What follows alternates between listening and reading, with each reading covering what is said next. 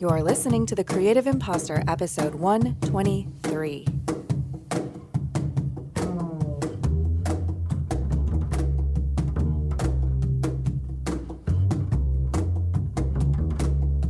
Welcome to The Creative Imposter. I'm Andrea Klunder, your guide on this exploration of a series I'm calling Not Your Typical Self-Care. And as someone who has spent more than 15 years practicing yoga, meditating, learning therapeutic myofascial bodywork, getting Reiki attuned, blending essential oils, and reading tarot cards, well, I'm here to tell you that I, for one, am redefining what I think of as wellness.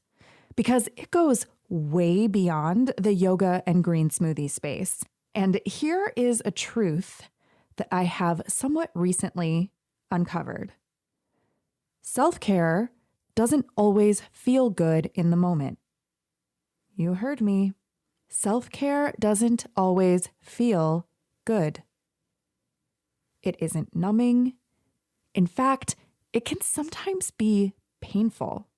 In light of the events in the United States Capitol on January 6th, 2021, many people in our community, myself included, were left with question marks dancing over our heads, while exclamation points swirled around us.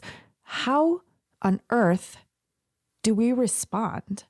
Our nation is going through an upheaval that digs way, way down into the very roots of American society. As I say that, I'm actually visualizing when you dig in the garden with a spade and accidentally cut through deeply wound roots of a plant. Make no mistake, though, this upheaval is also an opportunity for healing, should we choose that.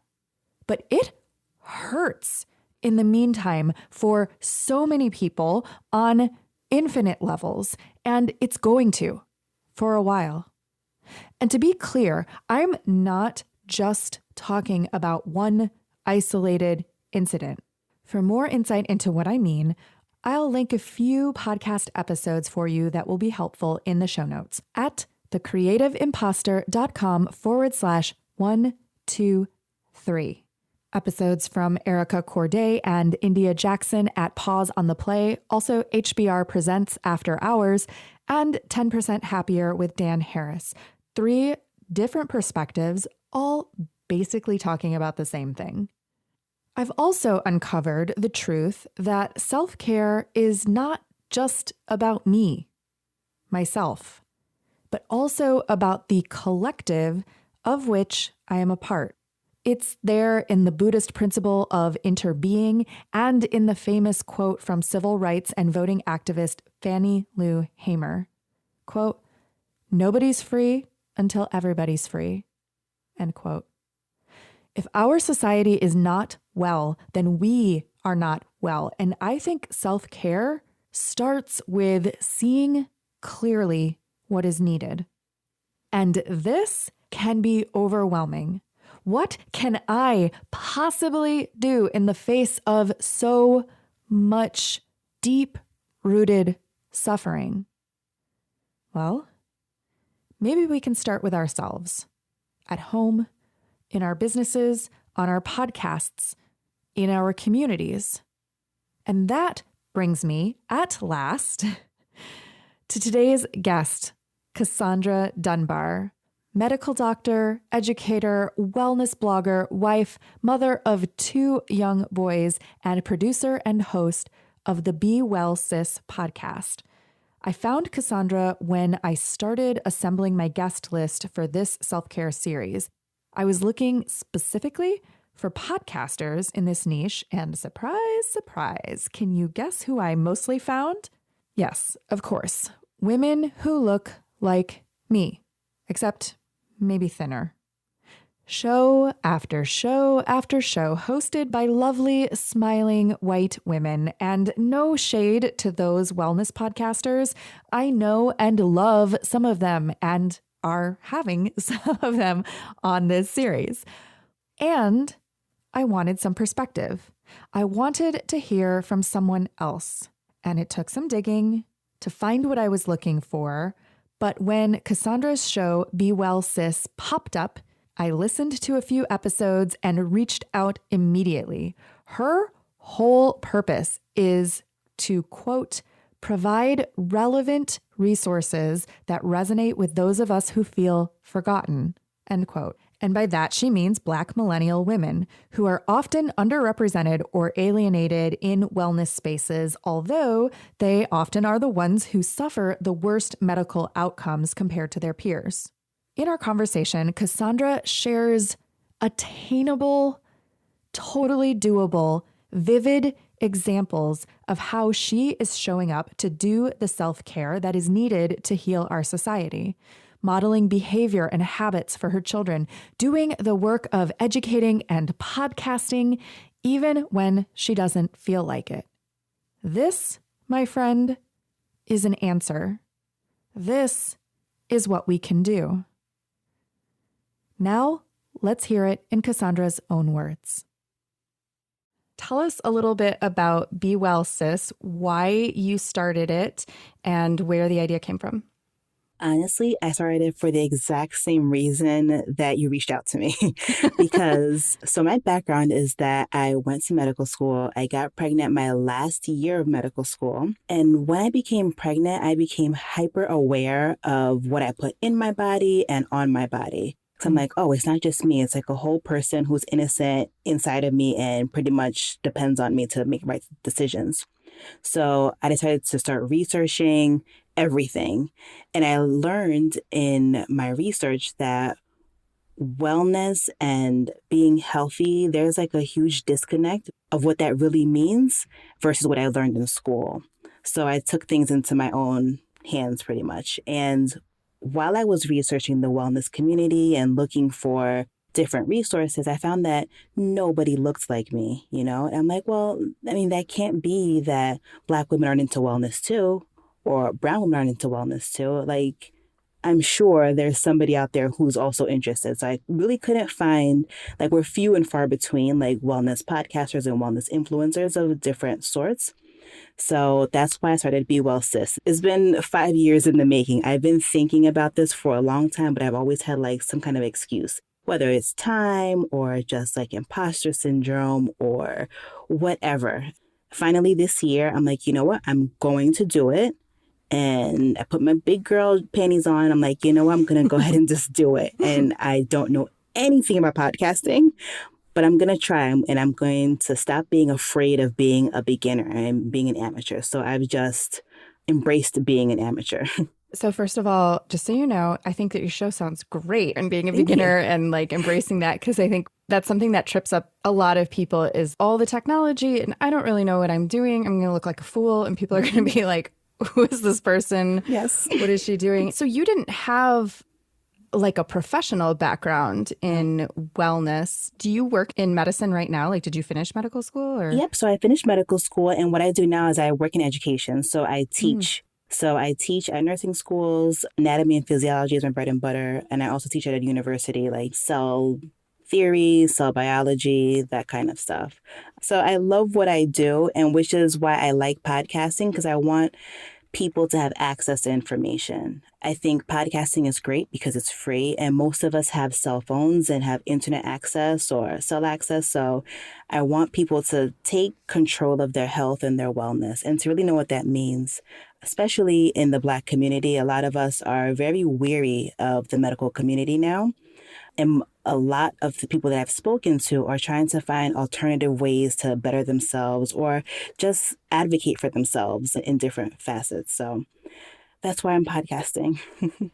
Yeah. One of my clients, she is a psychotherapist in Chicago and social worker. And she has a podcast called Conversations with a Wounded Healer. She's white, but she's had some therapists on who are not white. And of course, I listen to every episode because I edit her episodes. But they've talked about how in the mental health field, there's a stigma in a lot of Black and brown communities around mental health, and that sometimes it can be hard to find a practitioner who meets your needs culturally or understands like some of the racial trauma and things like that that are happening.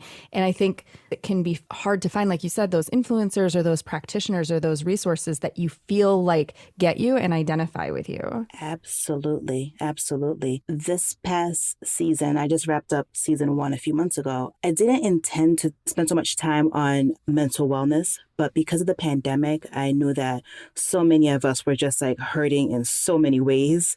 And I thought it was a good time for us to seek help, seek therapy, seek resources that might be available, because I realized that a lot of people were now offering virtual therapy at a really reduced rate. So I'm like, you know what, guys, like it's time for us to like seek that help. To your point, in our community, like it's just not talked about. When I was going to seek therapy for postpartum depression, my mother was just like, just pray about it. Why would you tell people your business? Like, why would you do that? Like, just go to Jesus. You know what? You don't pray enough, Cass. That's the problem. I'm like, no. I've done prayer and, you know, my spiritual life is important to me, but I feel like I'm at my wit's end. If I broke my leg, I couldn't cast it myself.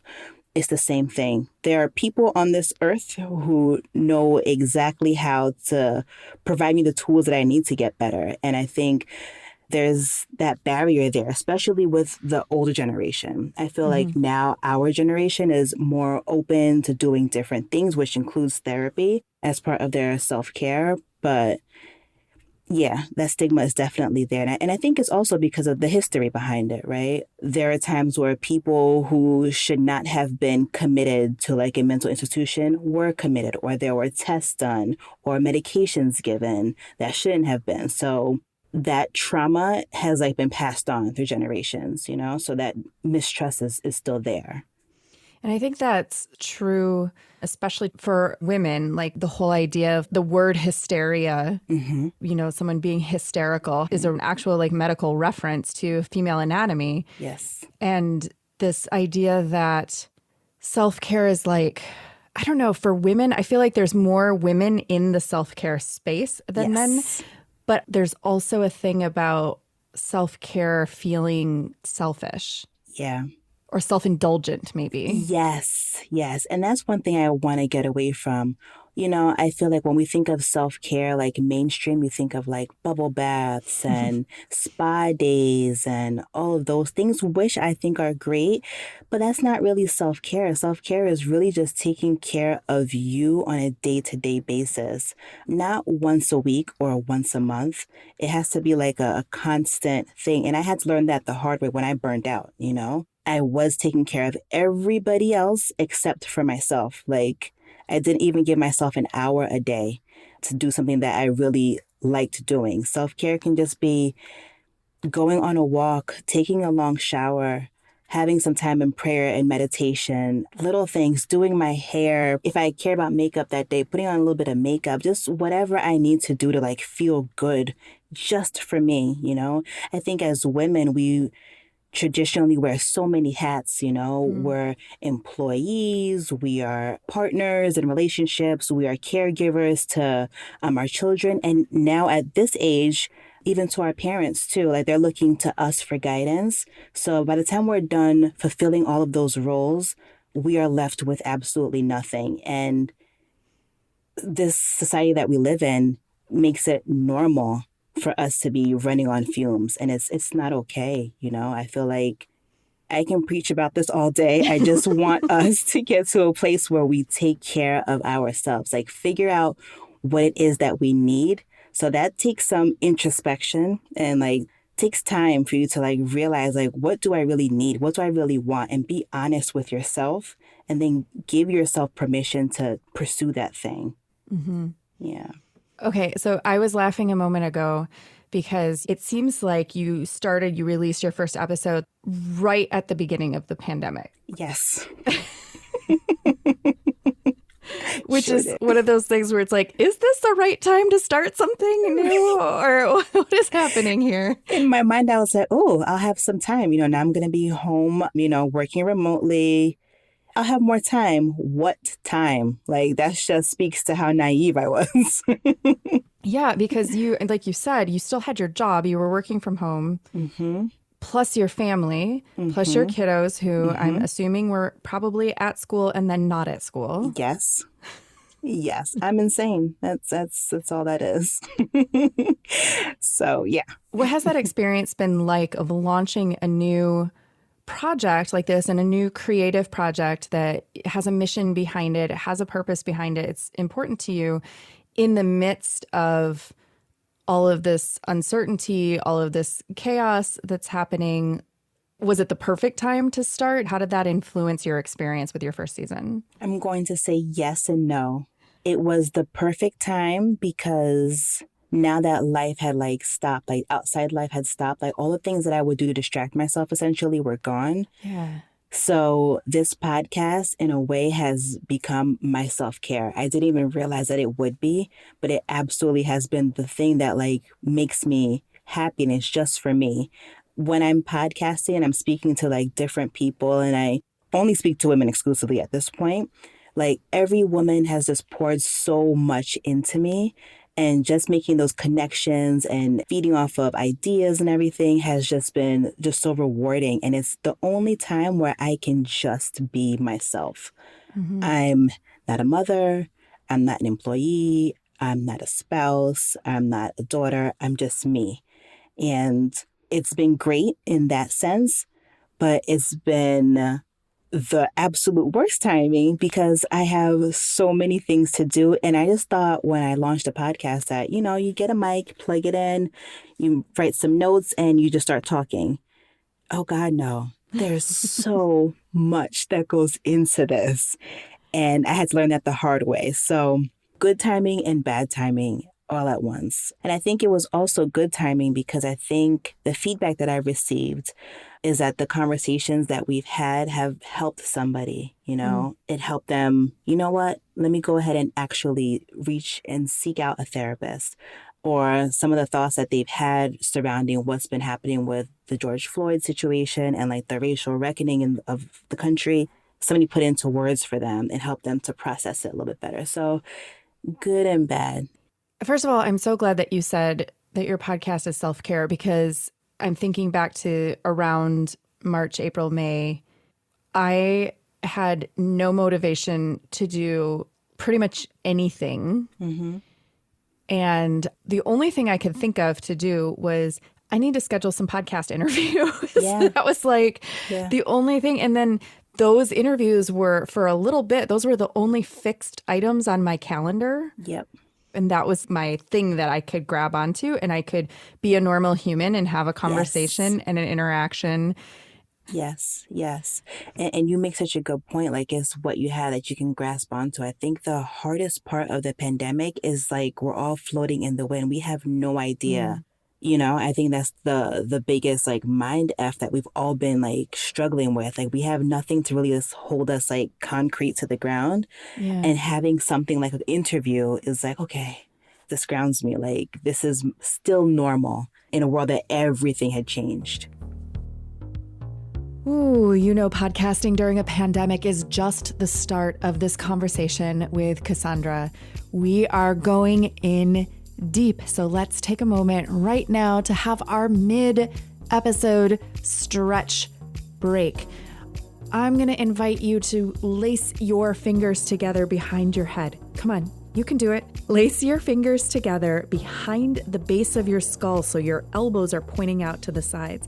And now gently press your head back against your hands and your hands back against your head. Open your elbows wide, expanding your chest. Take a deep breath in, and now point your elbows forward. Drop your chin towards your chest as you exhale, stretching the back of your neck and your upper back, that space between your shoulder blades. Relax your hands down by your sides and roll your chin toward one shoulder, and now to the other shoulder, and back to center. Gently tilt your chin upward, opening the front of the throat, keeping some length in the back of the neck. And with your chin lifted, take one ear toward one shoulder and the other ear toward the other shoulder. And back to center. Bring your chin level to the earth. Roll the shoulders up, back, and down. Isn't that better? I was talking with Cassandra about how important podcasting was to me in the start of this pandemic. And another thing that carried me through was community. And we started having regular twice weekly community Zoom sessions where we could connect and talk about whatever was going on in the moment.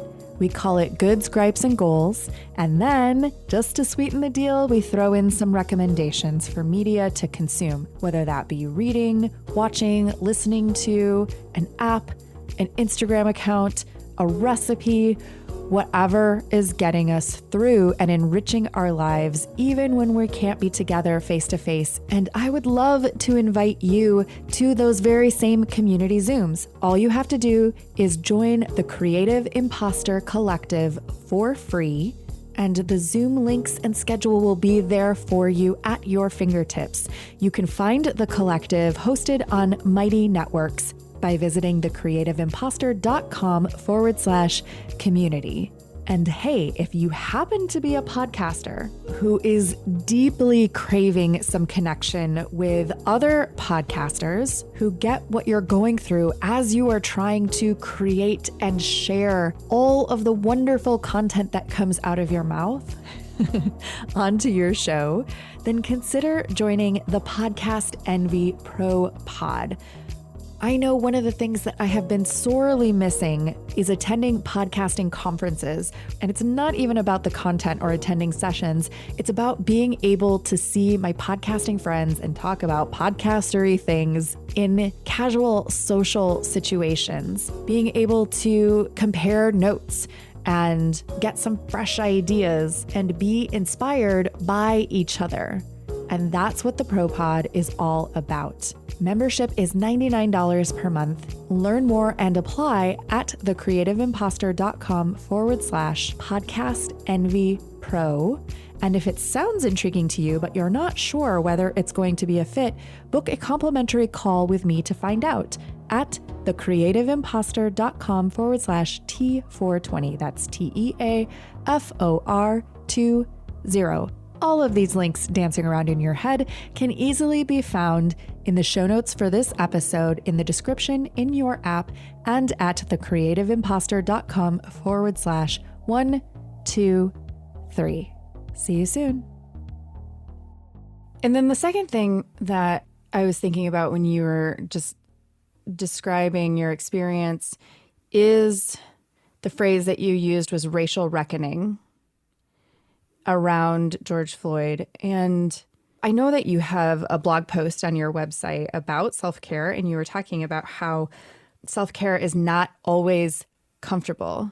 It doesn't always feel nice in the moment, that sometimes it is hard and sometimes it is painful and sometimes it is those necessary things that are taking care of ourselves. And I kept thinking about and reading about and seeing content about how to take care of yourself while all of this is going on and the trauma that it's bringing up. Mm-hmm. And I'm just trying to piece together right now if the things that are being brought to light because of that event and surrounding events, ugly, painful, violent, harmful, traumatizing, is there an opportunity for, or is there a potential for healing and self-care within all of that? Absolutely. Absolutely. I think about images from the protests from this summer where I saw in the middle of a pandemic, people, like masses of people, wearing their masks, and these are like the peaceful protests, wearing their mask and moving together in solidarity for one cause, right? I feel that self-care, sometimes it's not just for you. It could be like community self-care, if that's...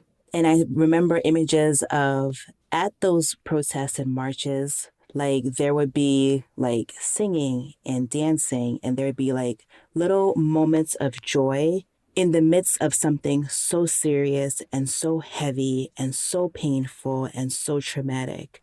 Yeah. So going back to self-care being uncomfortable sometimes, I think about therapy. For me, therapy is not always fun. For the most part, I hate driving there. I hate going, I hate calling her because I know she's going to make me look at myself in the mirror. And sometimes I'm not going to like the things that I see. Mm. But it's always for my better when I'm done with it. So I think right now, our country is having a moment of racial reckoning, and we can use it to like look in the mirror and see all the things that have been done, that are being done, that are harmful, not only for the marginalized communities, but really for the greater community too, right? Mm-hmm. And it's uncomfortable to realize that a country that you may love and that you have pride in has done some really crappy things, right? Mm-hmm. It's uncomfortable, but you need to grow through it. We need to grow through it. And sometimes self-care might mean that if I'm reading a heavy book, let me just pause right here and reflect on it. I can't keep reading tonight. Or if I'm watching the news, you know what, let me just turn it off because I can't keep watching right now. The same way you don't stay in therapy for extended amounts of time, like you're not in therapy for weeks at a time, like consecutively, you go there for an hour, you process, and then you go back. I think that needs to be part of it too. Yeah, and I think that is something that is happening right now where we can choose to consume a nonstop stream of information in quotes, air Right. quotes, of content, stimulation, opinions, thoughts, conspiracies, hateful stuff, propaganda, like all of it is available to us at the touch of our fingers. Wait, how old are your kids? My little one is almost 2, so in December he'll be 2, and then the older one is 5. Is 5. Okay. So they're not totally like media screen autonomous yet. Kind of getting it. The little one, no. The older one is like starting to. I'm holding on to the reins as best as I can, but he can spell, so he knows how to like Google. He knows how to Google. He can Google things, and he's like YouTubing things. So, yes. I am not a parent. I am a proud auntie of a 3-year-old, and as of tomorrow, three little girls. Oh, exciting. My sister's having twins tomorrow. Oh, wow. Exciting. Yeah. Congrats. So I think about just how hard it is right now to regulate myself and take care of myself and those members of my family who do not immediately live with me. And then I look at people who do have children and are parents, and I'm like, I feel like I would be at a loss for words right now with my kids if I had to try to come up with some kind of helpful, supportive, nurturing context for everything that's happening right now. Yeah, it's tough. I think that's one of the things that I struggled the most with during the pandemic. And because we're all in one space now, I don't have any time for myself, like alone. I always have somebody literally physically like in my surroundings or touching me. And then because my older one watches like television, he'll see like Black Lives Matter and what does that mean? And having to explain that in a way that makes sense to a 5-year-old that's not traumatizing and that's not alarming to him, because I still want him to be a child. That was a really big struggle this summer. We're still working through it. And I think it's amazing how little ones, they have like mental or cognitive growth spurts. So like he's able to grasp things a little bit better now. But I feel like just 5 months ago or 4 months ago, like it just was a lot for him to process. And because he's my first, I was having such a hard time like making it make sense to him in a way that was useful and not harmful. Yeah. And then not only that, but just a change in his routine. He's a very active, like boy's boy, like loves sports, had all his like little things that he'd go to, and just all of that completely stopped. And now he's stuck in the house all the time. The same way that I had a hard time like self-soothing at some points and making sense of it all. I know he had a hard time too, so he would like regress. And so that was just tough. Just knowing that he's going through his stress, I'm going through my stress. So I really wasn't able to soothe in the way that I would wished that I could. I'm really curious, and not in a good way, about how this year is affecting children, especially children that young, Yeah. for the long term, like psychologically. Like, what does this mean? Oh, man. I think about my 3-year-old niece.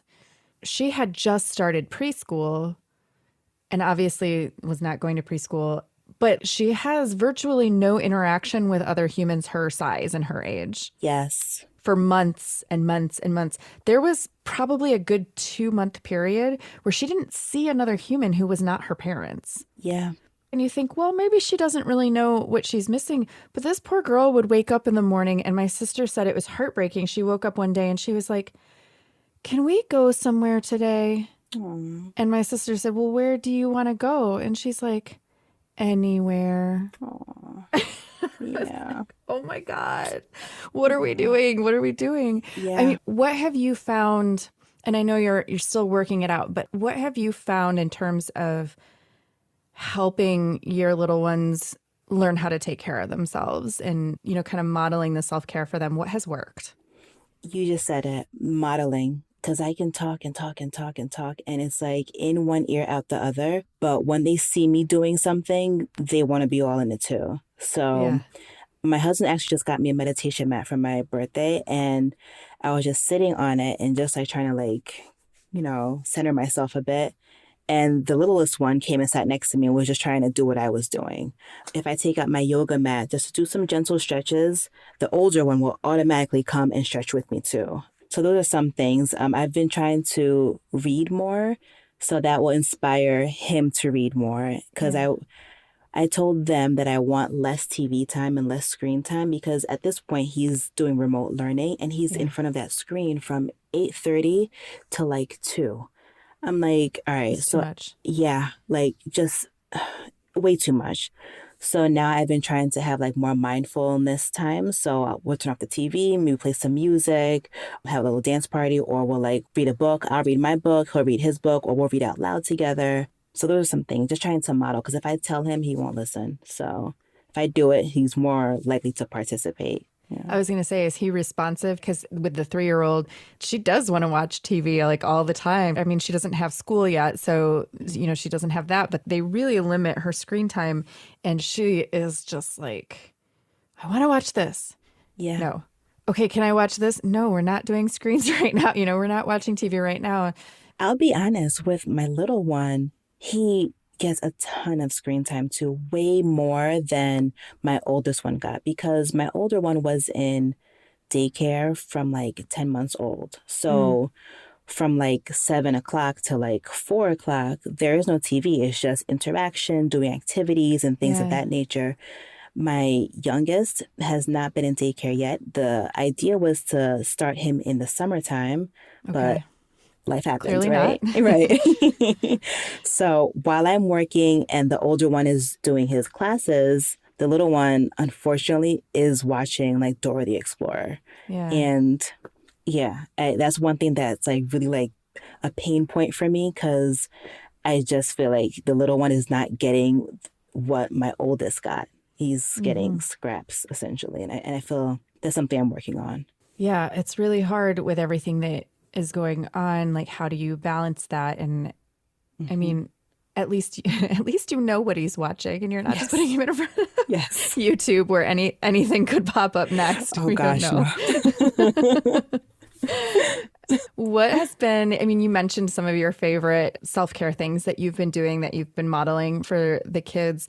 Is there anything that you feel like in these past few months has just been a real lifesaver for you? Walks. Taking walks. Either I prefer going by myself early in the morning, but even in the afternoon or in the evening with the kids and my husband, just getting outside, getting sun and getting some fresh air. I didn't realize just walking around my neighborhood would do so much good. Going to the park has been really helpful too. Because all the things that I used to love in like my pre-COVID life, like going to Target and just walking around, brings me anxiety now. All the mass faces just stress me out. Yeah. So Yeah. I only go when I absolutely need to go. I don't shop for fun anymore. Right. So yeah, just going for walks, exploring different parks that we haven't explored before in our city has been good. Biking, I started biking again.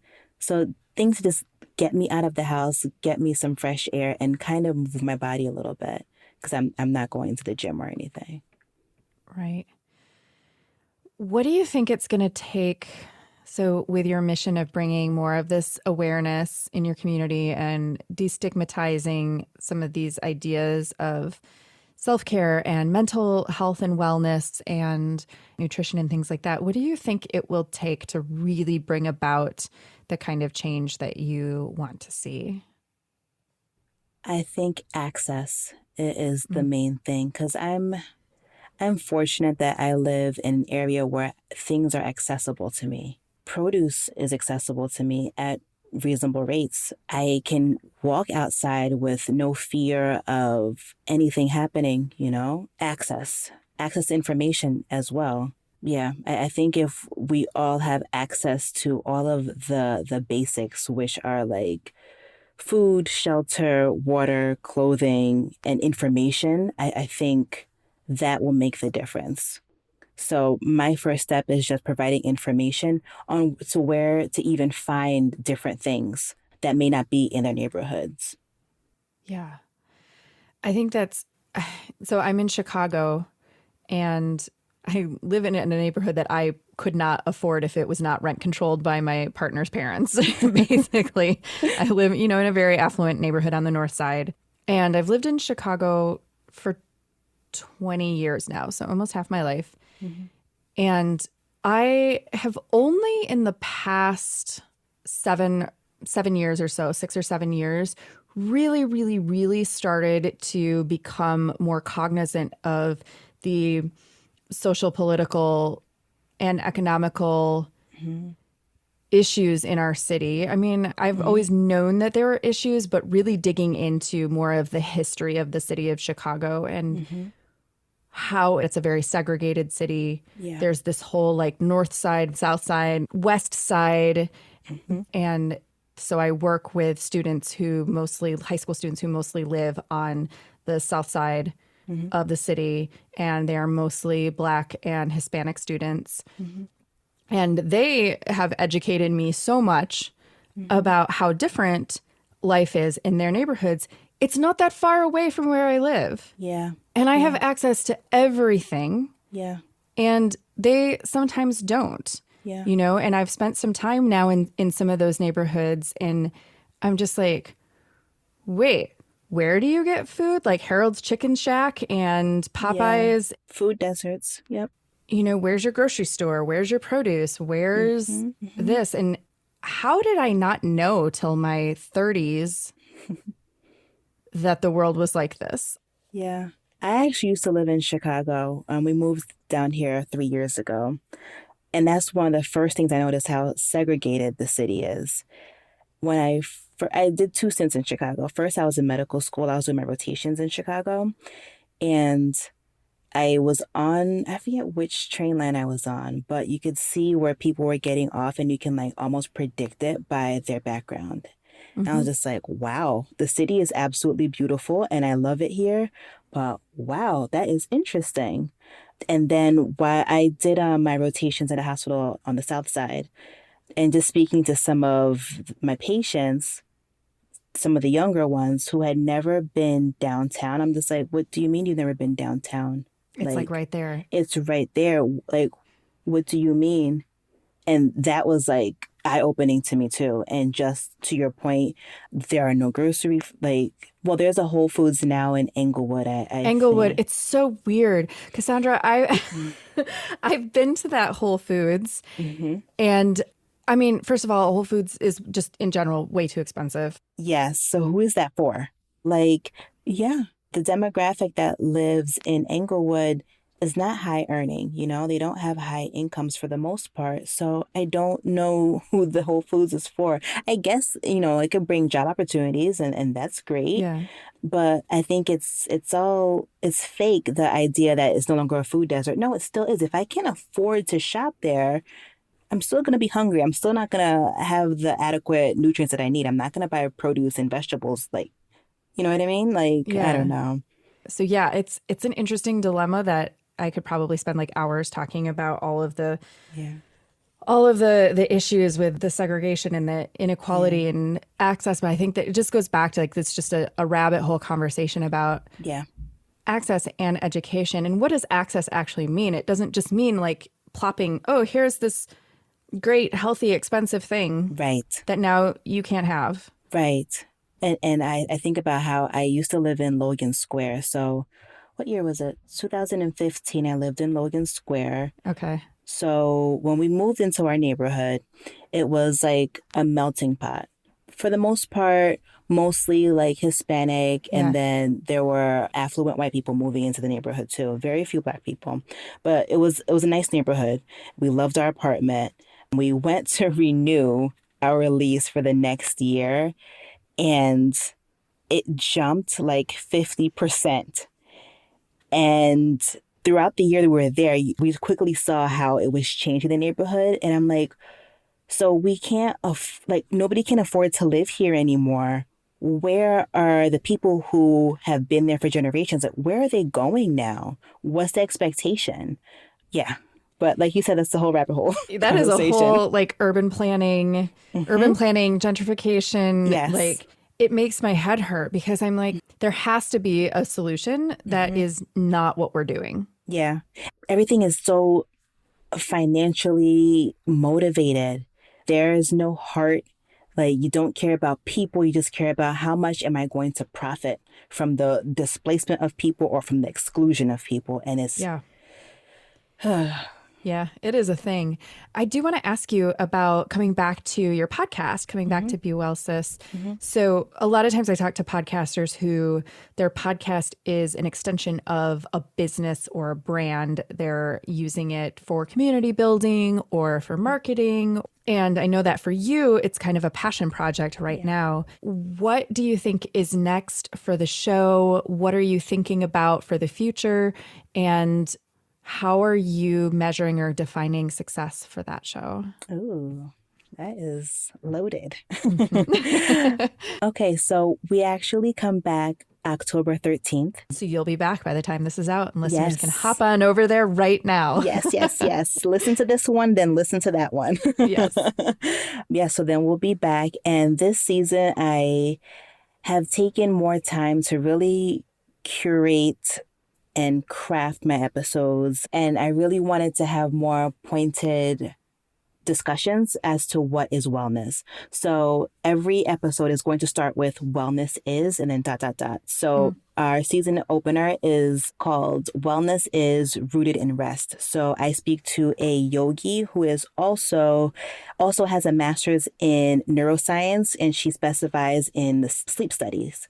So we're going to talk about the importance of sleep, and not only sleep, but rest, more importantly. We're trying to get away from grind culture. It's not healthy. I'm also talking to a sex therapist. So we're talking about intimacy, sex, pleasure. That's always been an area of contention, I guess you can say, like among Black women. We're either hypersexualized or we're taught to not be sexual at all. So falling in between that, there's always some stress. There's always struggle. Falling in the middle. So I want to have more pointed conversations, and really to build community is the end goal. Is I want women to have a safe space to exchange ideas and information, to get encouragement, to get information and tips on their wellness journey. I want people to feel empowered in their health and in their wellness. So my idea is just to speak to different experts about different things that I think most of us struggle with to some capacity. For me to measure success is every time I get like a DM or an email and they've found something new or a new concept or that they're going to implement into their lives or something. They're going to take some time for themselves somehow. For me, I feel like the reward is just amazing. Like I get like a high from it. So that is success. And I just always want to grow my listenership and grow the community. The more people listen, the happier I am. What is one final thing that you want to let listeners of The Creative Imposter know, or something that's coming to your mind that you'd like to share? I would say always remember your why you started. And when you're up at 4 a.m. and you'd rather be sleeping and you're asking yourself, like, why am I even doing this? Like, remember your why as to why you started. So just keep going. And also, you are amazing. You have the juice. Who cares if everybody is doing it? Like, you have the special sauce, like yourself, like your uniqueness is what makes you just amazing. So that's what I would say.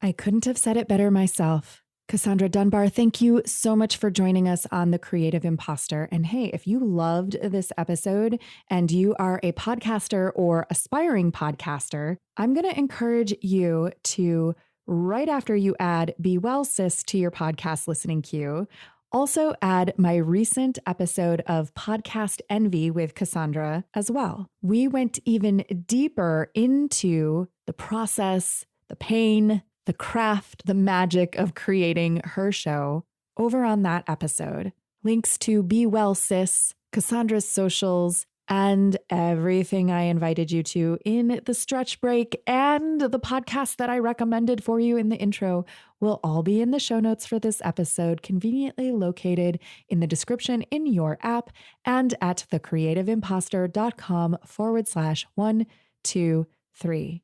This episode was mixed by Edwin Ruiz. Our theme music is by Jovia Armstrong and show notes by Lisa Witter. I thank you for being here, for showing up, for doing the work, however that looks for you in this moment.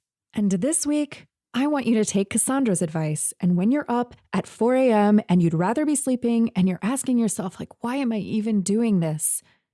Remember why you started, to just keep going.